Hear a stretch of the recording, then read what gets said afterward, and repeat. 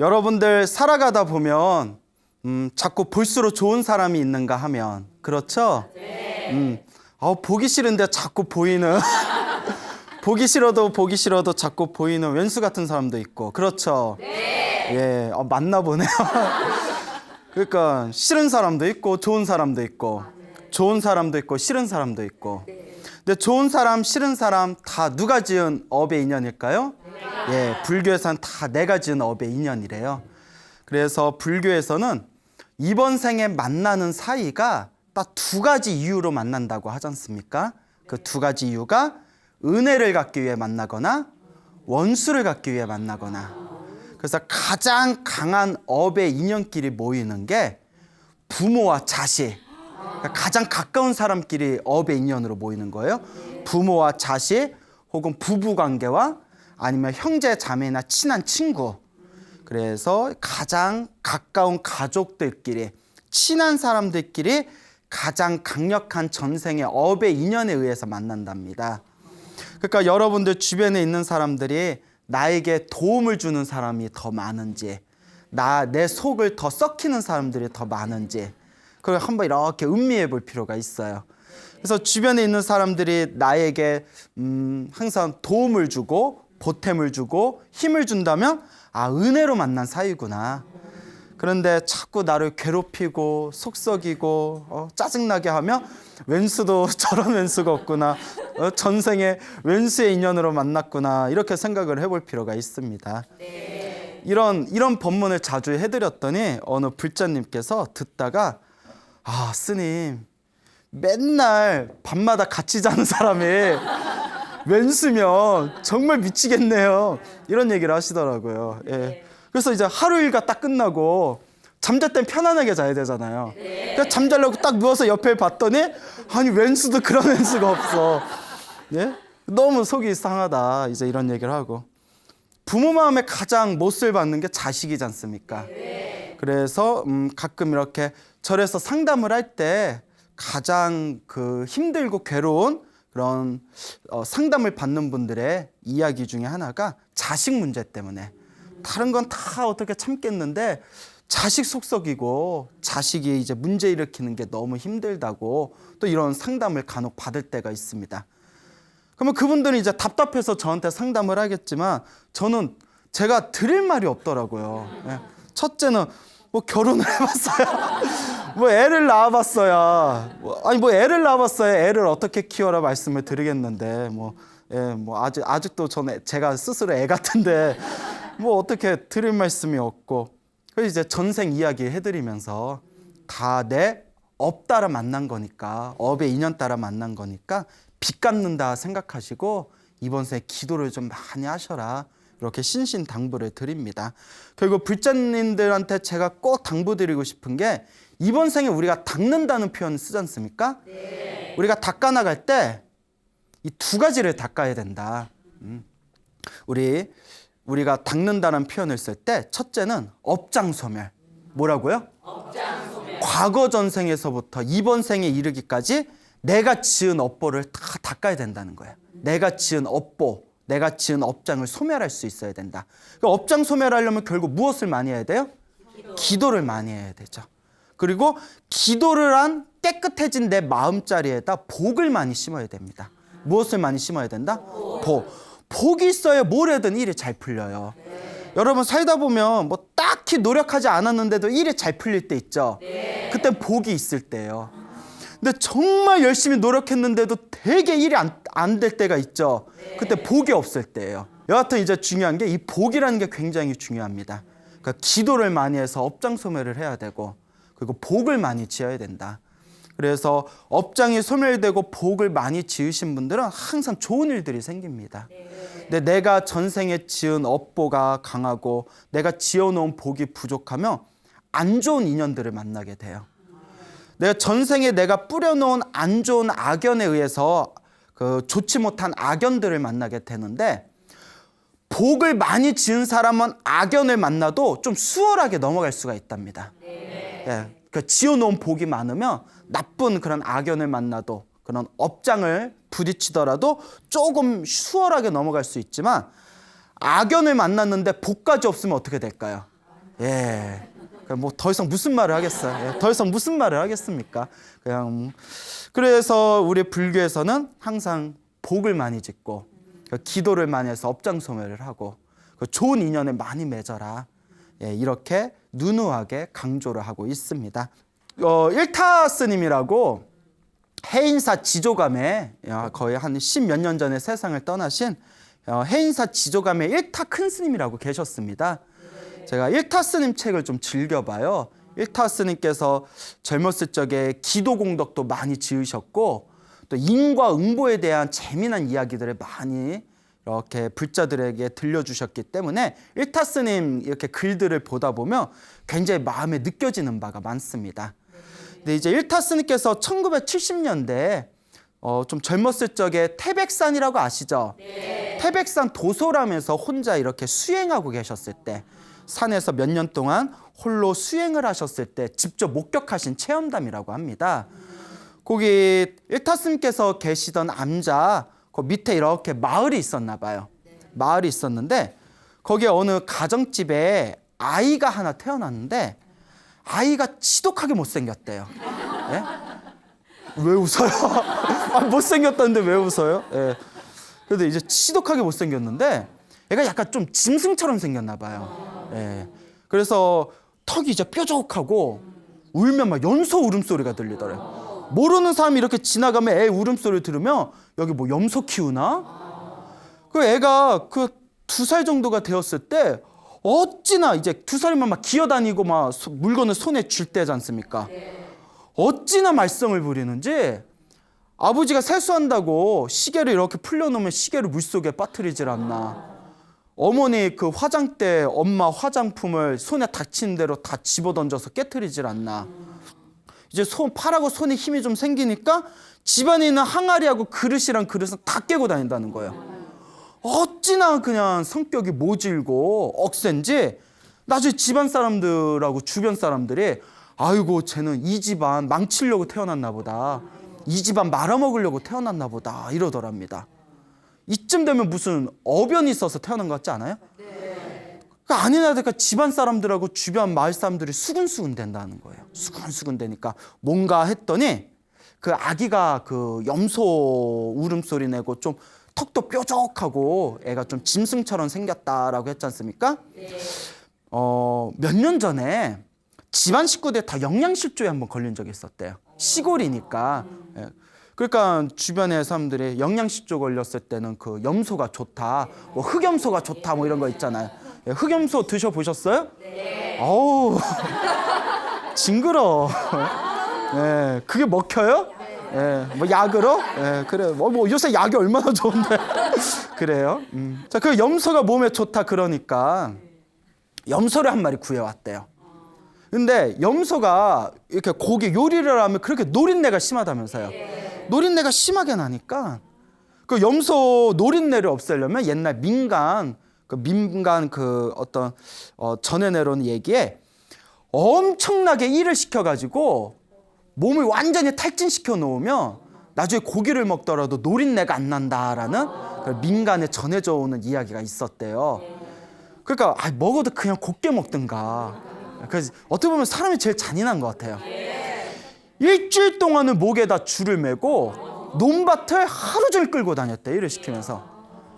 그렇게 일주일 동안 그냥 캑캑대면서 죽을 둥 말 둥 그냥 캑캑거리면서 일주일 동안 완전히 그냥 탈진시켜 놓은 뒤에 마지막에 이제 타타타닥 이렇게 요리를 해가지고 이렇게 이제 뭐 파도 넣고 마늘도 넣고 또 뭐 그래 여기까지 합시다.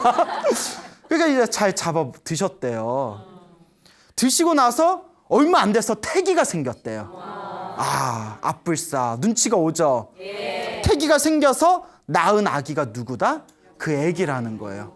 그러니까 주변 사람들이 봐도 이건 아무래도 전생에 아니라 그때 그 과거에 염소고기 먹었을 때 염소를 하도 괴롭혀가지고 염소가 원한이 맺혀가지고 복수하려고 애로 태어났나 보다. 이렇게 주변에서 수군거리는 그런 이야기를 일타스님께서 들으셨던 그 목격담이 지금까지 전해지고 있습니다. 근데 우리 주변에 보면 이런 비슷한 얘기 굉장히 많지 않습니까? 예, 또 어느 할머니께서 하신 얘기인데 어느 할머니께서 저 마을에 새 색시가 있었는데 새 색시가 이렇게 이제 밥을 짓고 있었는데 이렇게 큰 구렁이 한 마리가 나타났대요. 구렁이가 진짜로 다 들려. 내가 거짓말할까? 예? 이렇게 시골 마을에서 이렇게 구렁이가 나타나서 시골에는 가끔 뱀 나타나고 하잖아요. 아주 놀래가지고 저리 가 하다가 에이 하고 주걱을 휙 던졌대요. 주걱을 던졌는데 구렁이 입에 떡 하고 맞았는데 구렁이가 입에서 이렇게 피를 흘리면서 도망을 갔대요. 그 나중에 이제 애를 낳았는데 애가 입이 엉청이더라는 거예요. 뱀 입 맞은다고 똑같은 자리로 이렇게 엉청이더라. 그 옛날 우리 조상님들이 애 가질 때에 나쁜 거 보지 말고 듣지 말고 하지 말고 그게 다 우리 안에 있는 태아의 그 어떤 에너지에 영향을 미친다는 거예요. 이게 다 업보죠. 근데 사람이 살다 보면 사실 아예 나쁜 짓을 안 할 수는 없으니까 대신 그래서 더 기도를 열심히 해야 된다는 거예요. 아까 말씀드렸죠. 악연을 만나더라도 복이 많으면 좀 수월하게 넘어간다.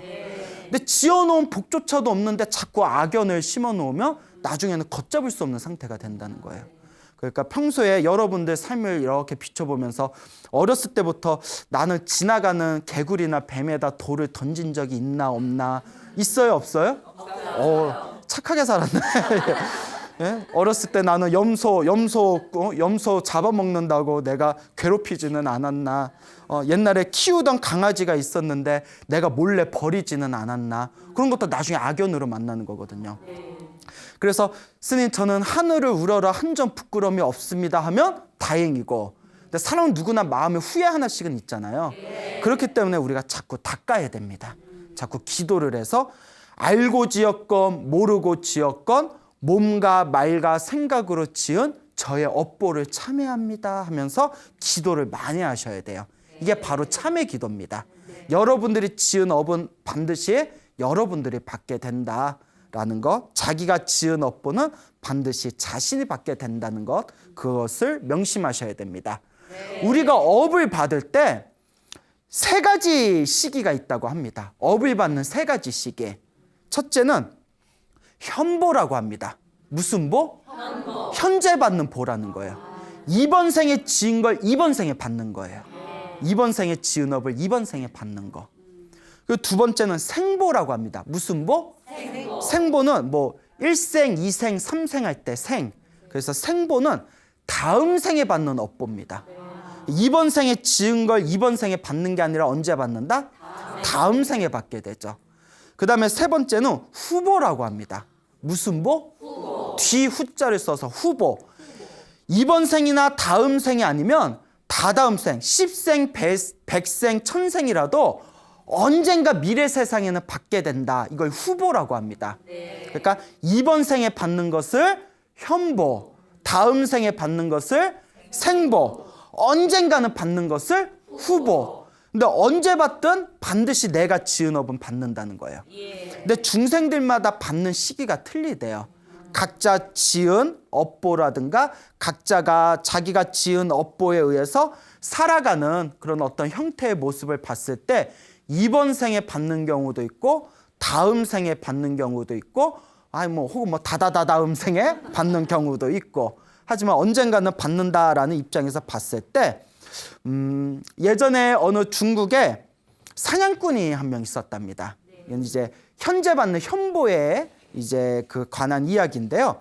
이 사냥꾼이 이제 사냥을 나가서 이제 활을 쏘며 평생 동안 이제 활쏘기 사냥꾼이었다 보니까 항상 백발백중이었대요. 그래서 이렇게 활을 쏘고 다녔는데 이 사냥꾼이 평생을 사냥을 하면서 살아오다가 어느 날은 이제 집에서 좀 쉬고 있었답니다. 이렇게 집에 쉬고 있을 때 스님이 탁발을 이렇게 지나가시는 거예요. 탁발을 하려고 이렇게 지나가니까 그 사냥꾼이 집에서 쉬고 있다가 스님 일로 오십시오 하면서 이렇게 쌀을 좀 줬대요. 쌀을 이렇게 주면 스님이 이제 쌀을 주고 얼마나 고마워요.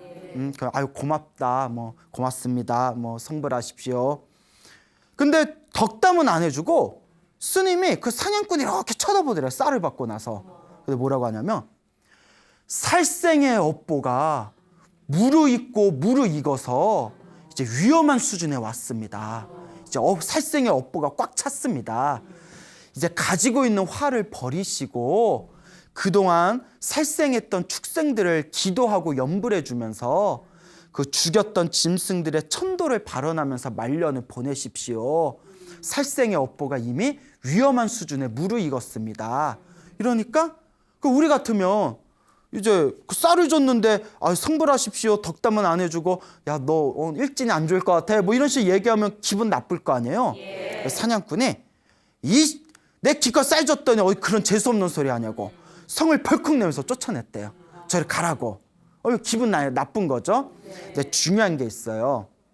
어떤 사람은 이렇게 이야기를 해주면 딱 알아듣는 사람이 있고 어떤 사람은 아무리 좋은 얘기 충고의 얘기를 해줘도 니나 잘해 뭐 이러면서 니나 잘해 니나 닌 별거냐 뭐 이러면서 전혀 안 듣는 사람들이 있어요.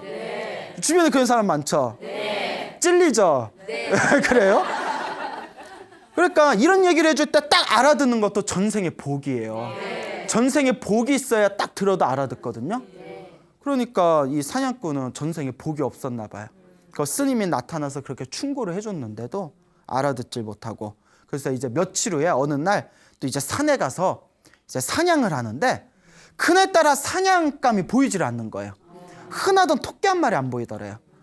그래서 거의 이제 저녁에 해가 떨어질 때쯤 돼서 에이 오늘은 공쳤다 뭐 이런 날이 있냐 하고 이제 활을 들고 터벅터벅 집으로 내려가고 있었답니다. 그 집으로 내려가는 그 산길에 멀리서 사슴 한 마리가 보이더래요. 어린 사슴 한 마리가 보여서 이게 웬 떡이냐 오늘 빈손으로 집에 갔나 했더니 아이고 이게 웬 떡이냐 해가지고 이제 활을 딱 꺼내서 화살을 딱 쐈어요. 화살이 꽥 하고 그 어린 사슴의 가슴을 딱 관통했는데 사슴이 꽥 소리를 내면서 쓰러지는데 사람 비명소리가 들리는 거예요. 놀래가지고 분명히 자기가 사슴을 쐈는데 왜 사람 비명소리가 나지 해서 떨리는 그 가슴을 이렇게 진정시켜서 가까이 갔더니 자기 아들이 이제 아버지가 해가 질 때쯤 아버지가 내려올 때가 됐으니까 아버지 마중 나간다고 산에 올라오는 길이었던 거예요. 그게 사냥꾼은 아들이 무엇으로 보였다? 사슴으로. 눈이 씌인 거예요. 눈에 마장이 씌어가지고 이게 바로 그때 스님이 탁발하면서 했던 소리가 들리는 거예요. 살생의 업보가 무르익어서 이제 위험한 수준에 이르렀습니다. 그동안 이제 복이 있을 때는 살생을 많이 했어도 아무런 일이 없었던 거예요. 근데 이제 살생을 많이 하고 살생의 업보가 쌓이고 자신의 복도 이제 바닥나기 시작하니까 스님이 그걸 간파한 거예요. 이제 더 이상 살생은 그만하고 그동안 죽였던 짐승들을 천도하는 마음으로 염불하면서 말년을 보내라. 그 말을 무시하고 에이 그런 게 어딨어. 그리고 그 집에 돌아오는 길에 멀쩡하던 눈에 아들이 무엇으로 보여서? 사슴으로 보여서 사슴 아들의 가슴에다 활을 쏘게 된 그런 사냥꾼의 이야기가 전해지고 있습니다. 그래서 사냥꾼은 눈물을 흘리고 대성통곡을 하면서 이게 다 내가 전생에 지은 업보다 하면서 그날로 활을 꺾고 산 깊은 곳에 이제 들어가 가지고 평생 참회하는 마음으로 기도하고 염불하는 삶을 살았다라는 그런 이야기가 있습니다. 이와 같이 참 우리가 아무것도 아니라고 생각하면서 살아가는 우리 모습들 중에서는 의외로 굉장히 많은 악업을 짓는 것들이 있습니다. 대표적인 게 이제 취미로 사냥을 하거나 낚시하는 거. 취미로 하는 거. 생업을 위해서 어쩔 수 없이 하는 거는 그것도 살생의 업보이지만 취미로 하는 것보다는 약하대요. 근데 살아있는 생명을 취미로 즐기기 위해서 낚시하거나 사냥하거나 죽이거나 하는 것은 나중에라도 무서운 업보가 될 수가 있답니다. 그러니까 여러분들 항상 우리가 살아가면서 좋은 업을 짓도록 노력해야 됩니다. 좋은 업을 짓도록 노력하고 항상 기도하고 복을 지으면서 살아간다면 우리 삶의 모습이 조금 더 편안해지고 조금 더 행복해지고 조금 더 좋은 인연들을 만나게 될 것이다 라는 이 인과 업보의 가르침을 명확하게 이해하시길 바랍니다. 알겠죠? 네. 자, 또 아까 말씀드렸던 그 일타 스님 말씀드렸죠? 네. 이 일타 스님이 또 겪으신 일인데 이 일타 스님께서 뭐 1970년대에 그 인도에 있는 불교 대학에서 초청을 받으셨대요. 인도 아시죠? 인도. 그 인도에 있는 그 불교 어떤 대학에서 초청을 받았으니까 외국에 가셔야 되잖아요. 그러니까 내가 영어를 좀 배우고 가야겠다 해가지고 그 몇 개월간 대구에 있는 영어 학원에서 영어를 좀 배우셨대요.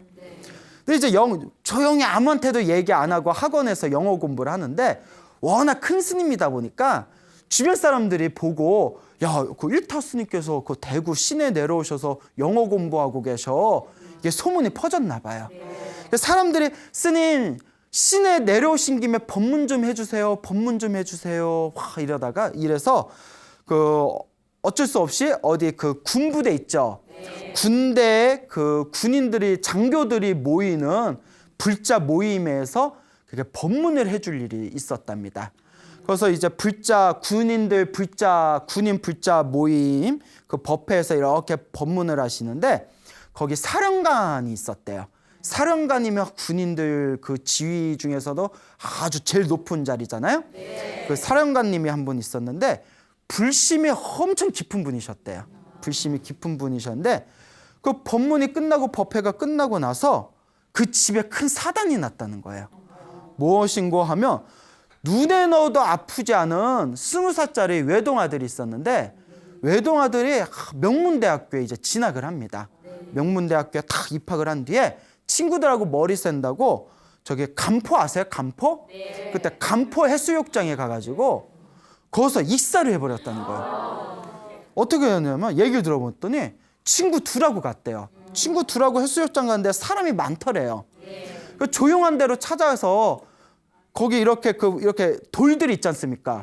이렇게 돌들이 이렇게 있는 곳에 가서 거기서 다이빙 한다고 이렇게 뛰어들었는데 친구 둘은 나왔는데 그 아들이 안 보이더래요. 사령관 아들이. 찾아도 안 보여서 겁이 덜컥 나가지고 그래서 거기 이제 주변의 사람들한테 도움을 요청해서 찾아봤더니 그 뾰족하게 나온 바위 날카로운 데 있죠. 거기에 가슴이 박혀가지고 명치가 뚫려가지고 가슴에 명치가 뚫려서 그렇게 그냥 급사를 해버린 거예요. 바닷가에서. 너무나 끔찍하지 않습니까? 그러니까 이제 난리가 난 거예요. 그 눈에 넣어도 안 아플 그런 아들인데 이 사령관님은 완전히 넋이 나가버리고 일이 안 되려고 하다 보니까 그 어머님 되시는 분이 사령관의 이제 부인 되는 분이 아들을 잃은 충격으로 그 정신이 혼미해진 상태에서 2층에서 발을 잘못 디뎌가지고 굴러떨어져서 또 머리를 크게 다쳤대요. 안 되려니까 일이. 그리고 부모님 입장에서 얼마나 그 가슴이 찢어지고 아프겠어요. 그러다 보니까 이제 상황이 굉장히 안 좋은 상황에서 어쨌거나 이제 아들은 잃은 거고 이제 불자다 보니까 49제를 올리게 되었답니다. 49제 다 아시죠? 그래서 대구니까 대구에서 제일 큰 절이 저 803 동화사라고 있잖아요. 동화사에서 이렇게 아들 이렇게 이제 단을 차려놓고 아들 사진 올려놓고 스님들하고 이제 손님들이 다 오셔가지고 이렇게 제를 지내고 있는데 한참 스님이 이렇게 앞에서 제 지내고 있는데 그 사령관 되는 분이 아버지 되는 분이 벌떡 일어나더니 아들 있는 사진에 딱 손가락질을 하면서 이 새끼 거리면서 욕을 하면서 네가 여기 왜 있냐 이 목을 꺾어도 시원찮을 새끼 네가 여기 왜 있냐고 입에 담을 수 없는 욕설을 하다가 그냥 법당을 그냥 꽝 하고 그냥 나가버리더래요. 그러니까 스님도 벙찌고 사람들도 막 놀라고 그러니까 뭐 주변에서 아들을 잃은 충격으로 갔나? 정신이 이제 나갔나? 너무 안타까운 사연이죠. 그래서 일타 스님이 이제 그런 일이 있었다라는 얘기를 들으셨대요. 근데 그날 밤에 헌병대에서 이렇게 일타 스님을 찾아왔답니다. 그러면서 우리 사령관님이 스님을 꼭 좀 뵙고 싶다는데 늦은 밤이라서 죄송하지만 꼭 좀 모셔오라고 했습니다. 스님 시간 좀 내서 가줄 수 있겠습니까? 그 일타 스님이 그 오늘 49제 때 그 사령관님이 그 법당에서 기도하는데 욕했다는 소식도 들었고 이렇게 늦은 밤에 스님을 부른 거 보면 뭔가 사연이 있겠거니 생각해서 이렇게 따라갔답니다. 그래서 이제 그 사령관이 있는 관사에 이렇게 갔는데 사령관이 이렇게 의자에 앉아서 기다리다 일타 스님이 들어오시니까 그 자리에서 벌떡 일어나서 이렇게 절을 올리더래요. 스님 절부터 받으십시오 하고 절을 올리더니 스님 제가 지금까지 불교를 믿는다고 믿었는데 껍데기만 믿고 살았나 봅니다. 이제는 정말 부처님의 인과응보를 믿겠습니다. 이러더랍니다. 그 일타 스님이 왜 그럽니까? 왜 그런 이야기를 하십니까? 하니까 요 사령관 되시는 분이 하는 얘기가 제 얘기를 잘 들어보십시오 하면서 자기가 이제 그 6.25 전전 때 그 여단장이었다고 합니다. 여단장이었는데 여단이 어느 여단이라고 아세요? 뭐 군대 안 갔다 와봐서 잘 모르시죠. 여자들은 잘 모르죠. 여단장이었는데 그때 이제 국군들을 이끌고 한창 이제 그 북한군을 쫓아가지고 북으로 북진하고 있었대요. 그래서 이제 거의 백두산까지 이제 코앞을 두고 계속 북진을 하고 있었던 그 찰나에 이승만 그 당시 이승만이 대통령이었지 않습니까? 그 대통령한테 지휘관 회의가 있으니까 빨리 경무대로 와라 소식을 이제 급하게 무전이 온 겁니다. 그래서 지금은 굉장히 중요할 때인데 자기가 자리를 비우려니까 되게 걱정이 되더래요. 그래서 자기 밑에 있는 부관을 불렀답니다. 부관, 지금 뭐 비서 같은 역할이죠. 부관을 불러가지고 자기 바로 밑에 지휘관에게 야, 내가 지금 급히 경무대로 가야 되는데 지금 소식이 자꾸 그 소문에 의하면 중공군이 수십만 명의 중공군이 넘어올 거라는 그런 소문이 있다. 그러니까 정신 바싹 차리고 있다가 중공군이 넘어오면 지체하지 말고 일단 후퇴를 해라. 지금 아주 중요할 때니까 네가 정신을 바싹 차려야 된다 하고 자 이렇게 내려갔답니다. 내려가서 이제 경무대까지 이제 그 길을 가가지고 그 경무대에서 회의를 하고 이랬던 차에 소식이 들려온 거예요. 자기가 이끌던 여단이 갑자기 중공군 30만 명의 포위가 돼서 무차별 공격을 받아가지고 부대가 전멸을 했다는 거예요. 너무나 충격을 받아서 어쨌거나 이제 그러면 내 부관은 어디 있는가? 내 밑에 지휘관은 어디 있는가 하다가 속으로 아유 부대가 전멸됐다는데 부관이라고 살아남았겠냐? 죽었겠지 하고 그 자리에 내가 있었어야 됐는데 하고 이렇게 시리에 빠져 있는데 갑자기 문을 열고 부관이 나타난 거예요. 부관이 뭐 서프라이즈 막 이러면서 뭐 그런 분위기는 아니지만 부관이 딱 나타나니까 너무 놀란 거예요. 야 부대가 전멸됐다는데 너 어떻게 살았냐? 너는 어떻게 살아난 거냐? 그 반은 반가움, 반은 놀라움. 그래서 어떻게 살아났냐? 근데 부관이 막 우물쭈물한데 느낌이 좀 이상하더래요. 뭐 숨기는 게 있는 것 같아서. 이실직고를 해라. 너 어떻게 부대가 다 전멸됐는데 너 어떻게 된 거야? 너 분명히 내 중공군대 쳐들어오면 후퇴하라고 했는데 너 어떻게 대처한 거냐 했더니 저 그날 온천에 있었습니다 이러는 거예요. 놀래가지고 아니 그런 급박한 상황에 어떻게 온천에 갈 수가 있어요. 때가 나와? 누구랑 갔냐 했더니 하는 얘기가 기생들이랑 갔습니다. 너무나 화가 나가지고 너 같은 놈은 재판에 회부할 필요도 없다 하고 너 같은 놈은 직배사형이다 해가지고 총을 꺼내서 가슴에다 3방을 쐈대요. 그래서 부관의 가슴이 총알에 뚫려가지고 거기서 피를 토하면서 죽었답니다. 그때가 21년 전이었대요. 그런데 오늘 낮에 그 아들 49제를 하는데 사진에 누가 나왔다. 그 부관이 나와서 자기를 노려보는 걸 보고는 그 부관을 보고 21년 전에 분노가 되살아나서 네가 여기에 왜 있냐고 소리를 버럭버럭 질렀던 건데 가만히 생각해보고 자기 부관이 죽고 자기 아들이 태어난 날짜를 헤아려 봤더니 비슷하게 맞아떨어진다는 거예요. 그래서 그 부관이 복수하려고 나타났던 것 같습니다. 이게 인과 업보인가 봅니다 라고 그 일타스님께 그 참회의 고해를 한 그런 이야기가 전해지고 있습니다. 자, 이 업보라는 게 너무 무섭지 않습니까? 그 여러분 죄 짓고는 못 삽니다. 죄 짓고 산다 못 산다? 못 살아요. 여러분 죄 지었어요 안 지었어요? 벌써 지었어? 뭘 그렇게 많이 지었어? 예, 그래. 예, 자그만 죄 말고 큰 죄 졌어요? 예, 그러니까 작은 죄는 작은 죄대로 약하게 올 거고 큰 죄는 큰 죄대로 크게 올 거고. 그러니까 안 지었으면 다행이지만 지었으면 우리가 무엇을 더 열심히 해야 된다? 기도를 열심히 하고 무엇을 많이 지어야 된다? 복을 많이 지어야 됩니다. 조금이라도 열심히 기도해서 조금이라도 업장 소멸을 하면 크게 받을 걸 어떻게 받는다? 작게 받는 거예요. 그리고 복이 많은 사람은 내가 전생에 지은 업보에 의해서 악연을 만나더라도 좀 쉽게 지나갈 수가 있다. 근데 지어놓은 복조차도 없으면 아주 어렵게 만나야 된다는 거예요. 그러니까 이런 얘기가 있어요. 이혼도, 부부간의 이혼도 여러분, 부부가 전생에 강력한 어변에 의해서 만나는 거예요. 한 생, 두 생에 의해서 만나는 게 아니라 수십 생, 수백 생에 서로 얽히고 설킨 어변으로 만나는 게 부부 인연입니다. 왜냐하면 평생 서로 평생 거의 20년, 30년 동안 얼굴도 한 번 안 봤던 사이가 딱 서로 눈이 맞아서 만나가지고 한 이불에서 잠을 자고 애를 낳는 사이인데 얼마나 그 어변이 큰 어변이겠어요. 근데 부부관계가 좋은 어변으로 만날 때도 있지만 아주 나쁜 악연으로 만날 때도 있거든요. 우리 옛날 유행하던 드라마 중에 4주 후에 보겠습니다. 그거 있잖아요. 예? 4주 후에 만나겠습니다.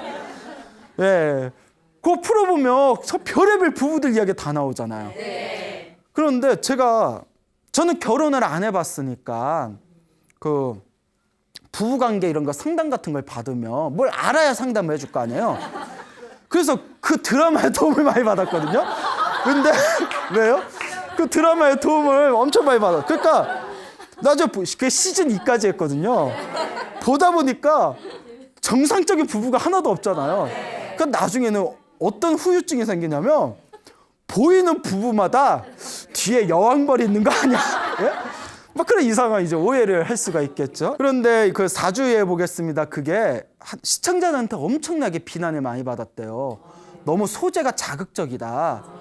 근데 시나리오 작가가, 드라마 작가가 인터뷰를 한 걸 봤는데요.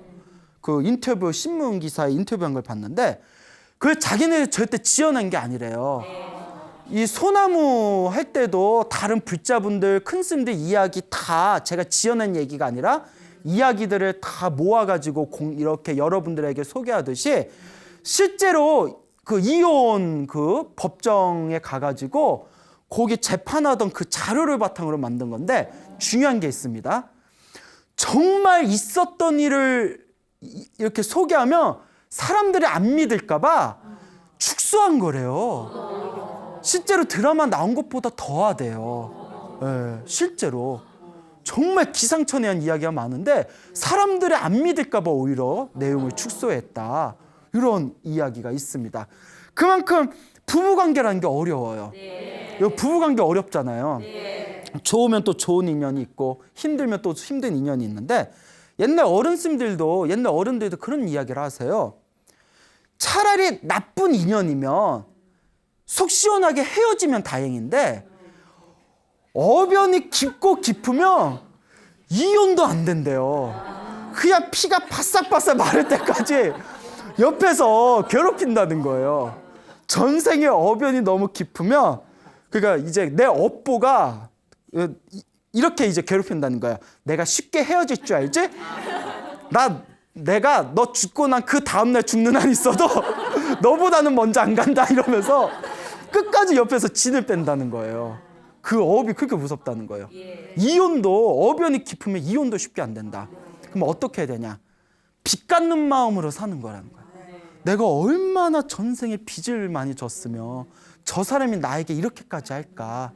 이번 생에 안 갚으면 언제 또 만나요? 다음 생에 또 만나는데 그래 어차피 이번 생에 버린 몸 그래 진을 뽑아라. 대신 다음 생에는 좋은 인연으로 만나자. 그게 이제 중요하다는 겁니다. 그러니까 실제로 이런 이야기를 이렇게 강의할 때 하면 많은 분들이 동감하세요. 정말 헤어지고 싶어도 안 헤어질 때가 있대요. 근데 서로 이제 살다가 너무 안 맞아서 기분 좋게 서로의 상처를 덜 주고 헤어지는 것은 그만큼 전생에 서로의 악연이 좀 덜하기 때문이랍니다. 아예 악연이 없었으면 아예 처음부터 안 만났겠죠. 좋은 인연으로 만났겠죠. 그러니까 다 우리 중생들의 이 사는 모습이 다 서로 빚 갚을 거 갚고 은혜 갚을 거 갚아가면서 사는 업노름입니다. 무슨 노름? 자기 업보대로 사는 거예요. 여러분들도 여러분들의 삶을 가만히 살펴보면 다 업보대로 사는 거예요. 이렇게 내 업이 어떤가 이렇게 내 인생을 살펴봤을 때 내 인생 나름 나쁘지 않아. 뭐 이 정도면 그래 한 80점, 90점? 왜 이렇게 흐뭇해 하시는 분이 있다면 전생에 좀 복을 많이 지으신 거예요. 근데 이번 생에 내 인생을 살펴보면서 대다. 예? 인생 대다. 인생 참 퍽퍽하네. 예? 그 있잖아요. 막 힘들게 막 노가다 한 뒤에 떨리는 손으로 몸이 탈진해서 떨리는 손으로 탁 담배 한 모금 물면서 담배 한 모금 물면서 후 내쉬면서 인생 빡빡하다 뭐 이런 거 드라마에 나오잖아요. 전생에 좀 무엇을 많이 안 지었구나? 복을 많이 안 지었구나. 이렇게 생각해 볼 수가 있죠. 저하고 친한 보살님이 계시는데 이 보살님이 이제 식당에서 일을 많이 하신대요. 근데 식당 일이 되게 힘들대요. 근데 이제 식당 일을 이제 오랫동안 하시다가 문득 이런 생각이 드시더라고요. 이렇게 소나무를 보시면서 불교에 대한 이제 신심이 깊어지면서 인과응보를 믿게 되신 거예요. 그래서 이제 식당에서 막 힘들게 이제 요리하고 장사하고 설거지하다가 문득 내가 전생에 엄청 사람을 부려먹었나 보다. 전생에 하도 사람을 부려먹어가지고 이번 생 이렇게 사람 먹이는 일을 많이 하나 보다. 힘들게 요리하고 장사하고 그런 이야기를 하시는 걸 제가 들은 기억이 있습니다. 그걸 아는 것만도 대단한 거예요. 누구를 원망하지 않고 그래 이번 생에 내 업이다. 내가 이번 생에 내가 좀 박복하다. 이번 생에 내가 좀 빚이 많나 보구나. 그러니 이번 생이라도 우리가 좀 닦아야 되잖아요. 이번 생에라도 우리가 좀 닦으면서 살아야 된다. 이번 생에 안 닦으면 다음 생에도 어떻게 될까요?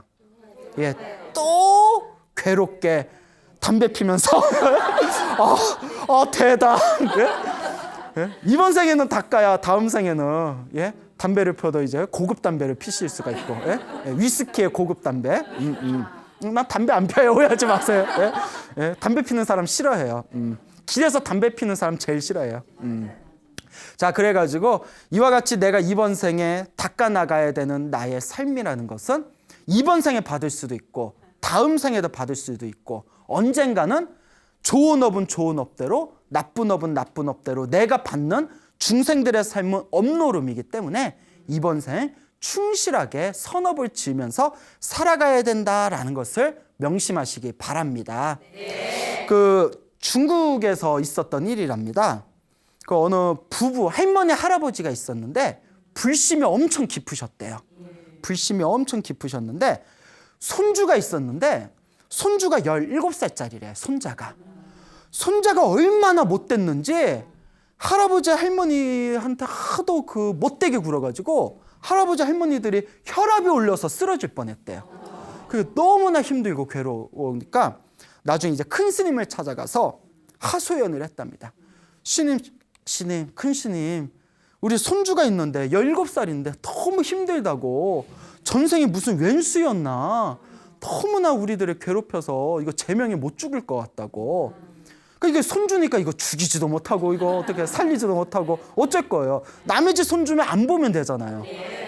그리고 요 손주놈이 차라리 안 왔으면 좋겠는데 툭 하면 엄마 아빠한테 나 할머니 집에 갈래, 나 할아버지 집에 갈래. 안 왔으면 좋겠는데 미쳐버리겠더래요. 오면 그렇게 사람을 힘들게 한다고. 그러니까 큰 스님이 하시는 말씀이 우리 할머니 할아버지는 전생에도 부부였습니다. 전생에 농사 짓는 농촌의 부부였는데 그때 당나귀 한 마리가 있었다. 이제 눈치채셨죠? 이 당나귀를 사가지고 항상 힘들게 논밭에서 일을 시켰는데 문제는 음식도 엄청 거친 풀을 주고 힘을 못 쓰면 막 욕을 하고 매질을 하면서 엄청나게 괴롭혔다고. 근데 이 그나마 당나귀가 나중에 나이가 들어서 힘이 빠지니까 그나마 정들었던 당나귀도 가차없이 도살장에 팔아버렸다고. 그때 그 당나귀가 지금의 무엇으로 태어난 거다? 손주로 태어나게 된 겁니다.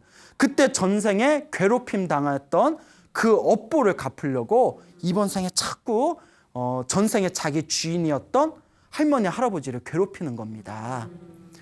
그러니 지금부터 열심히 기도를 하면서 지장경을 많이 읽으십시오. 그 지장본원경이라고 있거든요. 지장경을 읽으면서 매일 지장경을 읽고 지장보살을 염불한 뒤에 손주와 지었던 악연이 다 사라지기를 발언합니다 하면서 손주를 위해서 자꾸 기도해줘라. 그러면 반드시 효험이 있을 것이다. 그러니까 할머니 할아버지는 또 순진하셔서 그런 얘기 들으면 열심히 하시잖아요. 몇 날 며칠 동안 몇 달 동안 그 큰 스님 말씀만 믿고 열심히 기도를 했답니다.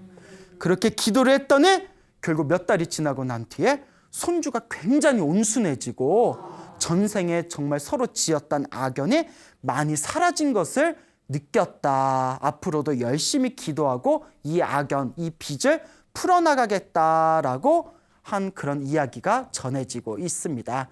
그러니까 여러분 살면서 여러분들을 힘들고 괴롭게 하는 분들이 있다면 속으로 이 시끼 저 시끼 말 시끼 서 시끼 욕하지 마시고 전생에 서로가 지은 악연의 빚이 있나 보다 생각하시고 그 사람을 위해서 기도해 주십시오.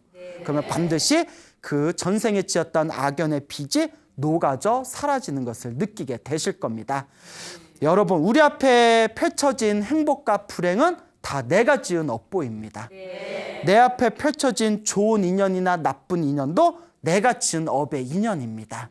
그러니까 이번 생에 열심히 기도하셔서 업장소멸하시고 열심히 복을 지으면서 여러분들의 마음을 잘 닦아나가시기 바랍니다. 여러분 행복해지고 싶습니까? 네. 행복한 삶을 창조하고 싶습니까? 네. 복을 지으십시오. 선업을 지으십시오. 공덕을 쌓으십시오. 복과 선업과 공덕의 힘이 여러분들을 진정한 행복의 길로 이끌어 줄 것입니다. 여기서 마치겠습니다. 소중한 나 무한 행복.